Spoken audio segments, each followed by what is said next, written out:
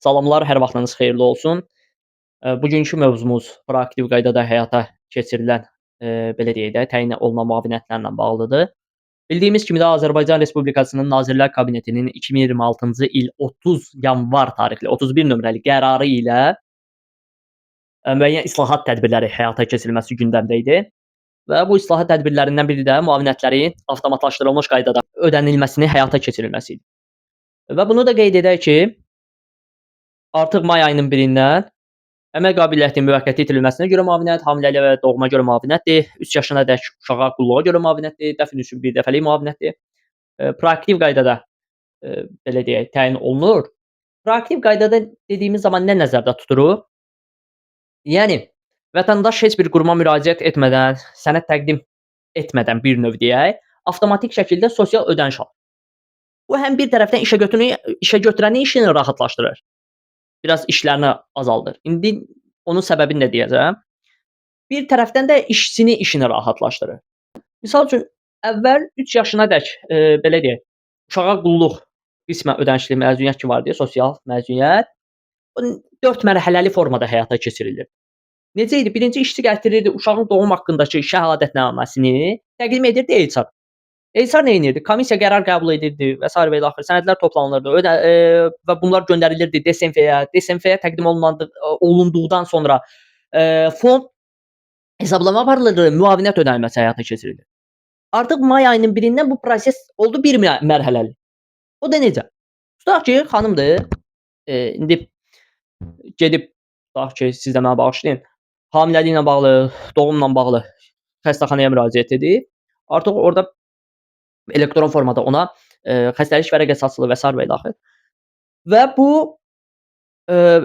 işəgötürənin eGov sisteminə, eGov portalına proaktiv təyinat və sorğular bölməsinə göndərilir. Yəni bildiriş formasında. İndi bildirişi də biz yerləşdirərik bura. Yəni bu formada bir bildiriş gəlir. Və bildirişi alan HR artıq nə edir?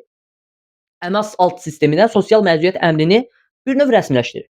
Və islahat tədbirlərinin daxilində olan məsələlərdən də biri bu idi ki, bildiyimiz kimi də 60, 80, 100% məsələsi ki var idi. Onlar tamamilə yığışdırıldı və stajından asılı olmayaraq hər bir işçiyə əmək qabiliyyətinin müvəqqəti itirilməsinə görə 100% məbləğində müavinət hesablanır və ödənilir.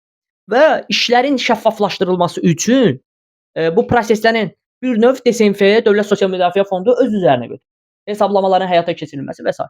Bu həm işəgötürən işini rahatlaşdırır dediyimiz kimi, həm də işçinin işini rahatlaşdırır. Bir də bu məsələni də qeyd etməyə ehtiyac var. Müavinət ödənildiyi tarixdən sonrakı 180 təqvim günü ərzində artıq belə deyək də, işçinin qazancında artım əgər varsa və müəyyən fərqli situasiyalara görə 180 təqvim günü ərzində müavinətin yenidən hesablanması üçün müraciət oluna bilər. Bunu da qeyd edək. Və müddətlə də bağlı suallar çox gəlir.